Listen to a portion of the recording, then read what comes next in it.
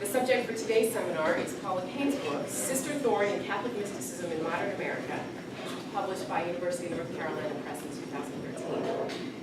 Paula is no stranger to the Kushma Center. We were talking last night, she thinks it was 1984 when she made her first visit to the Kushma Center, so that is 30 years ago in case...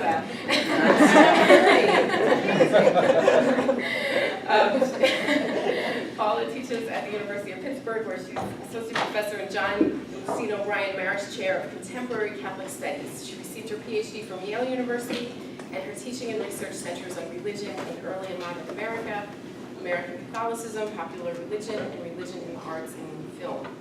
I won't chart all of Paula's visits to the Kushma Center in the last 30 years, but just say that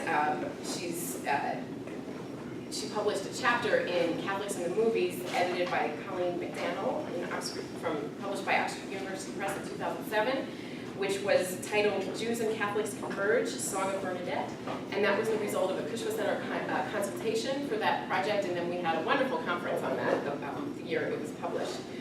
She's also the author of a chapter in Habits of Devotion, Catholic Religious Practice in 20th Century America, edited by Jim O'Toole. Her essay in that collection is called Marian Devotionalism Since 1940, Continuity or Causality, and that book was published as part of the Kushma Center series with Cornell University Press in 2004. Paula's first book, Separatism and Subculture, Boston Catholicism 1900 to 1920, was published by UNC in 1994. And she also edited with James Keneally and Karen Keneally. That was always a tongue twister. Keneally, and Kane, editing Gender Identities in American Catholicism, published by Orbis in 2001. And that received an award from the Catholic Press Association. And for those of us who write on gender and Catholicism, Paula is truly an example of a pioneer in that field, and her work has inspired many of us over the years. So it's great to welcome her back for this occasion. True to its interdisciplinary mission, the Kushma Center brings a novelist and a sociologist to the table as our commentators this semester. Joining us from the West Coast is Professor Ron Hansen. Ron is the Gerard Manley Hopkins S.J. Professor in the Arts and Humanities in the English Department at Santa Clara University, where he has taught creative writing, English, and film studies for the last 18 years. Ron earned his MFA from the University of Iowa's prestigious Writers' Workshop, and he holds a Master of Arts in Spirituality from Santa Clara. At Stanford, Ron held a Wallace Stegner Creative Writing Fellowship, and he's received other fellowships from the Michigan Society of Fellows, the National Endowment for the Arts, the Guggenheim Foundation, and the Lyndhurst Foundation, and was presented with an award in literature from the American Academy and Institute of Arts and Letters. Ron has published 9 novels, 2 collections of short stories, 1 children's book, and a book of essays. And most relevant to today's subject is his 1991 best-selling novel, Mariette in Ecstasy, which imagines the spiritual life of an American nun who receives the stigmata. From Notre Dame's own Department of Sociology, Professor Mary Ellen Konieczny joins us this morning. Dr. Konieczny is assistant professor in sociology and faculty fellow at the Center for the Study of Religion and Society. Mary Ellen received her PhD from the University of Chicago and also holds a Master's of Divinity from the Weston Jesuit School of Theology. Mary Ellen's research interests revolve around the broad themes of religion and family life and religion and American democracy. She's particularly interested in exploring how culture and social processes and local contexts intersect with discourse and politics in the public sphere. Mary Ellen's first book, published in August 2013 by Oxford University Press, is titled The Spirit's Tether, Family, Work, and Religion Among American Catholics. And the book explains how and why Catholics are divided about the family by way of a detailed comparative ethnographic analysis of the families and local religious cultures in 2 Catholic parishes.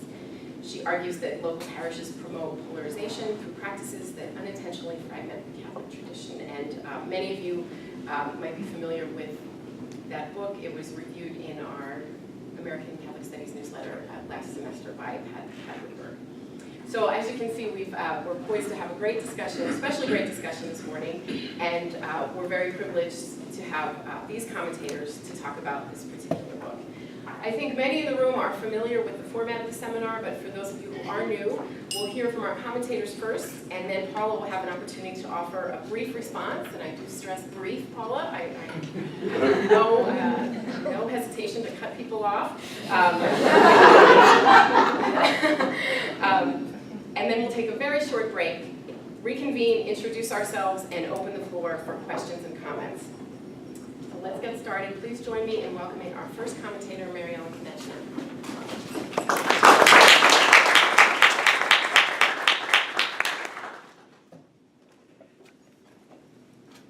Good morning, and thank you, Kathy, for inviting me to comment on Sister Thorn. This is a book that I loved. I very much enjoyed reading it. I feel privileged to comment publicly on the book, not only because I enjoyed its erudition, but because, quite simply, Sister Mary Crown of Thorns is a fascinating individual, and her story is a captivating one. And personally, it just so happens that that she's a cousin to Ann Power, who's the DUG in the sociology department and a friend of mine. And so I feel sort of distantly connected to this historical figure through Ann, whose grandmother knew her. So, but more important, I found this a beautifully rich social history. This is a work of scholarship that's complex, it's insightful, and it uses theory and available data to provide thoughtful answers to central questions about Sister Thorn's life and her place in American Catholic history. I learned a lot. In addition, like most, or I think all good scholarship, I found that at times, this book actually prompted more questions than it answered. So what I want to do in the next several minutes is to talk specifically about 3 elements of the book that I found most interesting, as well as some of the questions they raised for me as a sociologist, realizing with a bit of trepidation that the historians in this room, who are the majority, might have very different perspectives and questions. So, but here goes. So, to begin, I want to comment about critical theory, and in particular, the researcher-research relationship. So, Paula, your advocacy and use of critical theory in history, which we discussed, well, throughout the book really, but at the beginning, led me to want to know a couple of things that you don't discuss directly, but seem important to its thrust and arguments. First, how you position yourself, your use of critical theory, how you might think about the significance of your work for contemporary social groups. And I think those 2 things, really. And so first, you write in the book that through your work, you want to show the utility of critical theory for historians. So as a sociologist trained by a social theorist, I'm sympathetic to this project and this point of view, and I appreciated the rich insights gleaned by your use of theory throughout the book. But I was perhaps most intrigued by how you position yourself vis-a-vis critical theory. That is, the purposes and the reasons why and how you put it to use, since there are different ways in which scholars use it. For some, such as many working in literature, the power of critical theory is primarily interpretive. But in the social sciences, for example, in the Frankfurt School and its successor traditions, critical theory is tied not only to interpretation, but also to projects involving social change, or even the idea of social change, right? So given this, where do you locate yourself? Is critical theory only an interpretive tool, or one that also has, if not an agenda, at least inspired by ideas about social change? And if you see yourself in the purely interpretive camp, what does critical theory allow you to see as an historian that other methods don't? Or if you placed yourself more in the social change camp, what might the story of Sister Thorn say about particular projects for social change and in what arenas? Now, tied to that is someone whose theoretical grounding is Weberian. I think, like Weber, that regardless of which camp you locate yourself in, all social science is socially located. And as Weber says in Method and Objectivity, our questions are those that have cultural significance for us. So I'd like to hear you speak, if you will, about why you wrote the book you did. In other words, I wondered how Sister Thorn's story is culturally significant for you, and perhaps for those in similar social locations. For example, for contemporary American Catholics, or for Catholic women, which is one of the ways that I read this book. In sum, why this book at this time? So second and next, I want to shift and I want to ask a couple of questions about the empirical findings in the book that are partial answers to its central questions. Or maybe my central questions about who Sister Thorn was, what social worlds produced her, and which social groups received her. And I also read the book through this lens, right? Among the findings that I did not fully understand were those about Sister Thorn's received revelations, quote unquote, and central messages, and related to this about the milieus attracted to her. So in particular, I'd like to hear more about the perception of the revelations Sister Thorn pronounces that she tells us are from Jesus, right? Which are about the need to reform religious life and the priesthood. Now, I found this quite puzzling, and you do talk a little bit about this, because of sociological studies I'm familiar with, mostly actually in my past work in the vocation office in the Archdiocese of Chicago, which show, as you point out in the book, that this was an historical period when vocations to priesthood and religious life were rising, right, and not declining. And one would think that it would be decline that would prompt calls for reform. So I'm thinking here, for instance, of Sister Jean Schweikert's statistical work on religious vocations and Richard Shainer's organizational demography of the priesthood in the United States.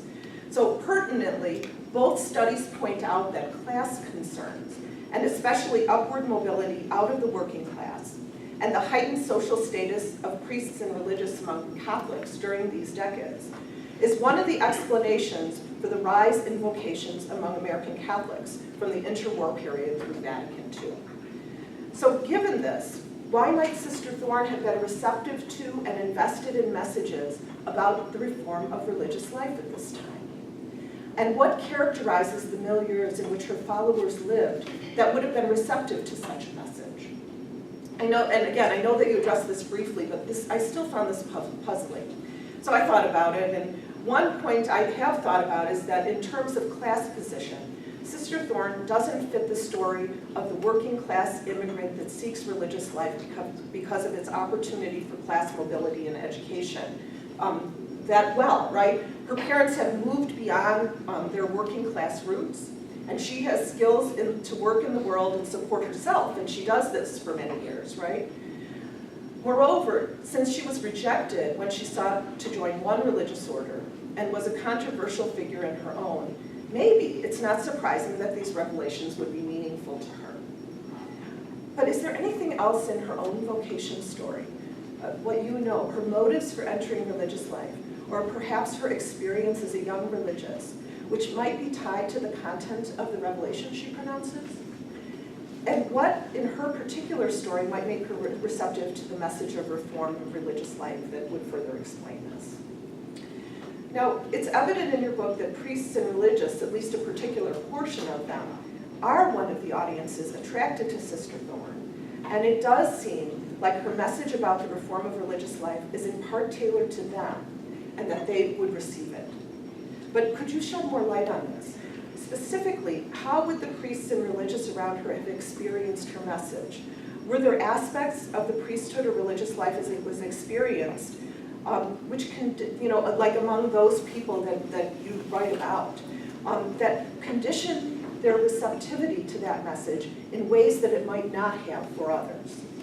And are there elements of the lives of certain groups of lay people attracted to her that might have made this message sensible and appealing to them also? Now, third and finally, your account and analysis of the various ways that Sister Thorn's stigmata was received and assessed positively and negatively by doctors, members of her religious community, and others caused me to wonder about how you or I or others today would evaluate this. How was Sister Thorn, as a woman, a religious sister, and a stigmatic, located in the power relationships in which she was situated?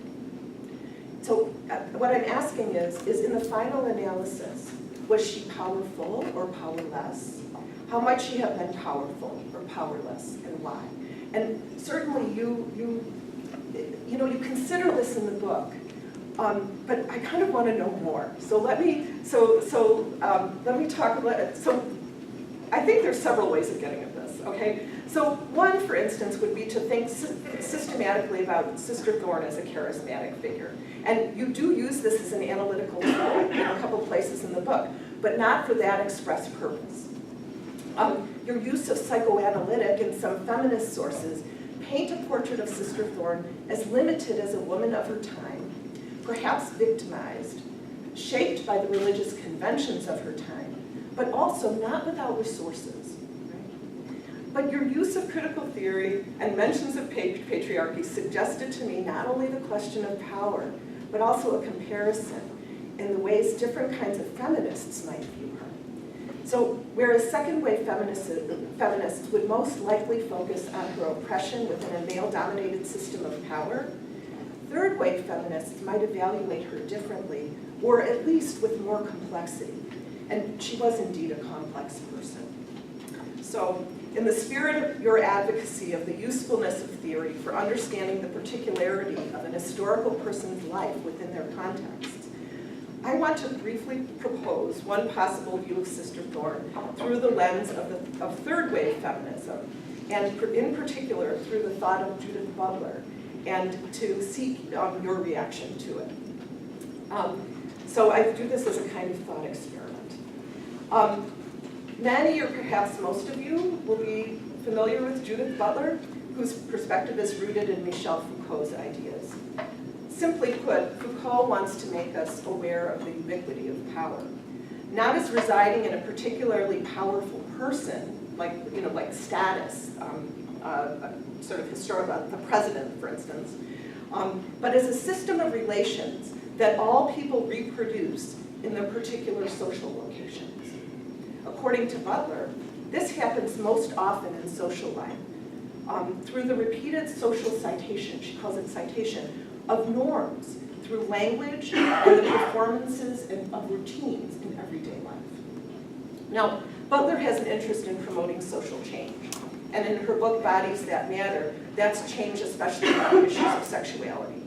But pertinent to Sister Thorn, she describes marginal people as abject because their bodies, and what their bodies do, their desires, their practices, are viewed in the context of their cultures as not just different from the norm, but as abnormal. Their bodies and the desires and practices intertwined with them are seen by society as deformed, and they are often regarded by others as not quite human or subhuman.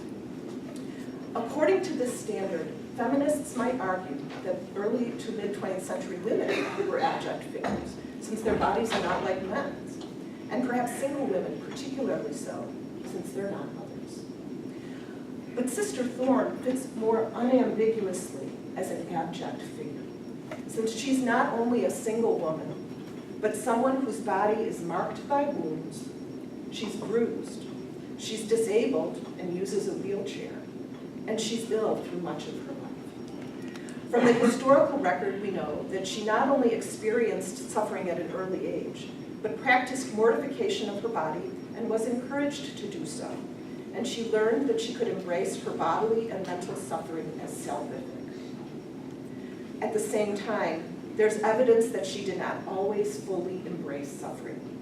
For example, she appeared to have wanted to marry, and the evidence indicates that she was possibly bitter at her loss in love.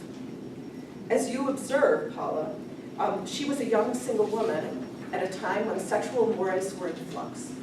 And like many of her peers, she may have found the world of intimacy, sexuality, and relationships quite difficult to navigate. In her choice to join a religious order, and in following the path of becoming a victim soul, it seems she was acknowledging her abjected status. And it's more or less at that point, during that transition, that her body is physically marked, and when her disability and her more or less continuous illness and suffering begin. Now, one can see Sister Thorn, as many doctors of the time did, as hysterical. Or today we might say she had a psychosomatic illness. Or as second-wave feminists might, one might see her life story as the results of structures that made women's lives difficult in the first decades of the 20th century. And these may indeed be the case. But Butler points out that abject people, like Sister Thorn, show that the norms cited repeatedly in society can be unstable, since they do not or cannot cite some of them. They don't conform. Moreover, abject people who use extremity or parody to draw notice to their abjection. And here, Judith Butler's famous example is the drag queen. They're navigating the power relations in their social worlds with agency and creativity. Because even though they may be presenting an image that others might find mystifying or grotesque, they insist with their bodies that others see not only their abjection, but also their basic humanity.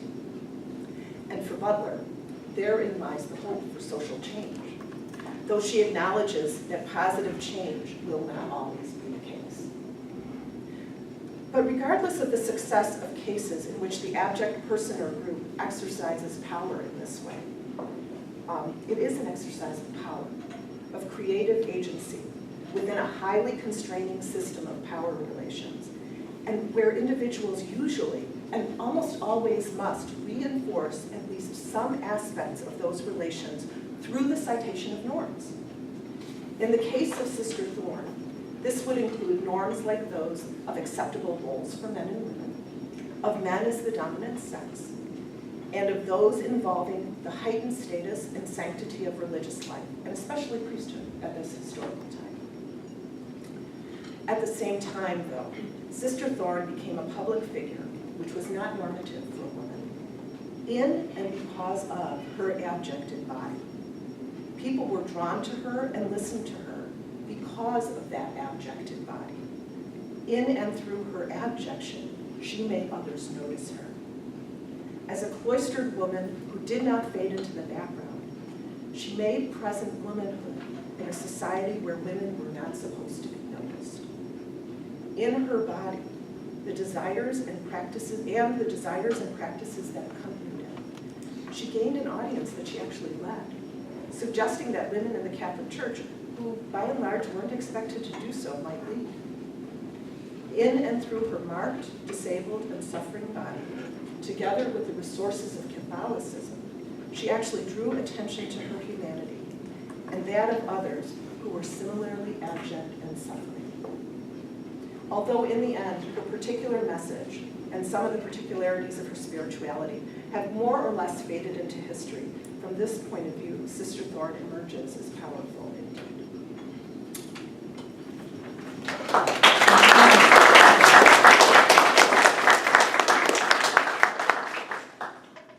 I'm going to stay seated.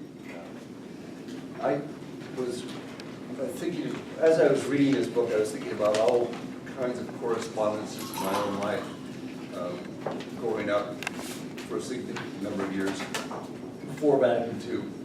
And I remember those prayer cards that we used to get, like if you said this prayer 15 times, you got 3 days off your time in purgatory.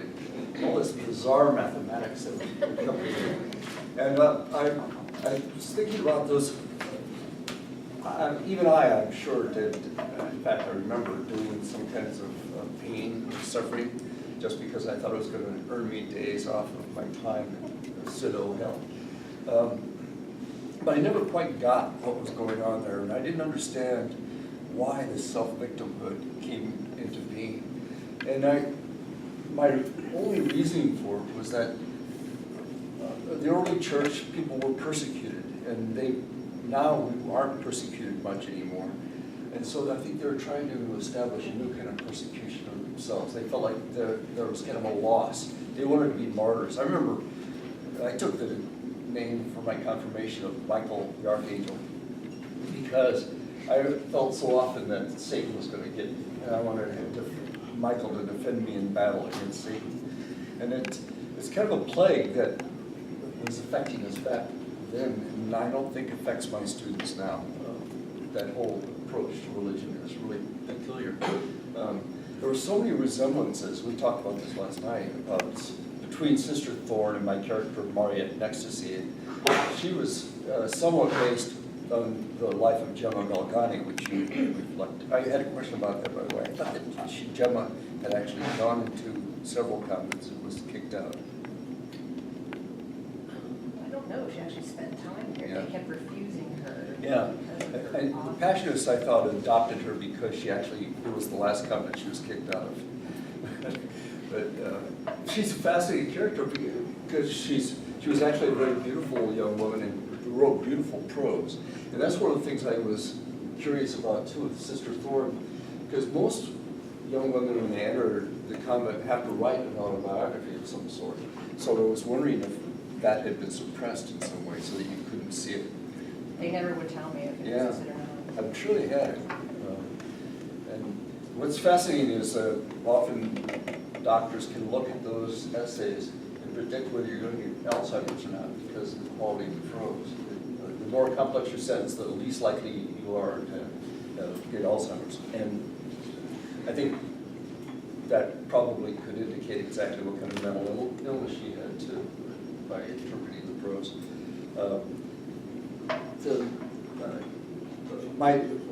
Another resemblance that Mary Ellen Konieczny had with Sister Thorn was, of course, that she joined a French religious order. She was in upstate New York. She was after the turn of the century. I particularly put it in 1907 because it was kind of pre-Freudian. I didn't want to have a psychologist examine Maria. And it's kind of interesting that no psychiatrist seems to have ever visited Sister Thorn. One of the things that was surprising me when I was researching for Mary Ellen Konieczny is how primitive medicine was back then. You see this in 1930s films when somebody gets a terrible injury, all they did was put a bandage on the top of their head. I think the x-rays existed, but they didn't use them very much. And, I thought it was odd that even given the modesty of nuns back then in the cloister, that there would not have been a real physical examination by one of these doctors. And I don't know, but I probably weren't very many women doctors back then. And so they probably couldn't even have got somebody to look at her for that reason. It seems to me that both Sister Thorn and those people who were admirers of her were victims of wish fulfillment fantasies. That for Sister Thorn, what she would like to have been was a saint, but probably one who was persecuted in some way, so that was her wish fulfillment. And of course, those people, especially the priests who admired her, were looking for some kind of tangible manifestation of God in the world. That this person they pray to is too abstract, and they would like to see some kind of way that's palpable of touching that inexpressible God. I don't know, you talk about American Catholic mysticism in America, and I don't know to what extent Sister Thorn actually was a mystic. The revelations she has, the messages, are really rather trite, and mystics usually kind of disrupt our worldview. I felt sorry for her so much of the time, but I could see that there was kind of a petulance to her, I thought. She was like a little child who's trying to get attention by singling herself out with these wounds, and she got rather special consideration as soon as she pretends to be paralyzed, as I would think, or crawling on her hands and knees. She got that special room. She got her superior to take care of her. So she was simultaneously a sympathetic figure because she screwed up in so many ways, but also kind of a scary character because she is so manipulative of the society around her. Again, that whole idea of prayer as persuasion, of trying to get God to do something he doesn't want to do, is emblematic at that time. And I wonder to what extent she actually was religious. I know she goes through all the rituals and things, but I don't know if she actually has a clear picture of God or of Jesus. It's almost like her religion is her prayer cards, but not her real deep feeling. So I hope I'll address that question. I'll stop there. Paula, so we can't possibly answer all the questions, but maybe, yeah, to Say very few. yeah, of course. Well, it's very fitting that I'm talking about this book at Notre Dame because my research actually began here by accident when I was finishing another project. I was in the archives and the archivist came out and said, we're updating our search techniques, can you just help me with an exercise? And I said, sure. He says, type in a word and we'll see what comes up. He goes, don't put in a word like Christianity, there'll be too many entries. So I typed in on a whim, stigmata, and what came up but Father Bertrand's weird letter. And he said, I have no idea why this is here, we know nothing else about it, I think it's dead end. So I accessioned it anyway, and I thought, well, this is kind of odd. Who knew there was a stigmatized nun in Peekskill in 1921? And I sort of thought, oh, this is interesting. I'll try to follow up on it. And for the first months and first year of this project, everybody said, well, this is a dead end. You aren't going to find anything more about it. And the more I dug, the more I found. So when I finally ended up in the Good Shepherd's archive, put that in quotation marks, it was an odd experiment because they didn't really know what they had. And in terms of trying to fabricate a book, the question we all have when we start a dissertation or a book project is, what is the parameter of this project? I had no idea because everything was in paper bags and trash bags and nothing had been filed or collated, and I was literally sitting on the floor of a nun's bedroom for a while going through this stuff, and that's why whatever they have, they didn't show me, I'll never know if they have it or not. But the point was that the whole thing began at Notre Dame, which was kind of odd, and it turns out that Father Kavanaugh, the president, had been an acquaintance of our man, Dr. James J. Walsh, who seemed to know everybody and be everywhere. So that was the connection. Walsh sent him this letter from Father Bertrand, and they all got very invested in the mystic of Peekskill, Sister Thorn. So I just want to thank Kathy for inviting me to come here. She's also very interested in questions of sanctity and holiness, and we look forward to her next book as well. And Ron, I told last night that I read Mariette after I started this project, and I thought he had somehow stumbled upon Margaret Riley, because why else would you have French-speaking nuns in upstate New York with a stigmatist coming to them? But he assures me he really didn't know about her, and I think his account is much more evocative than my own, plodding historical writing.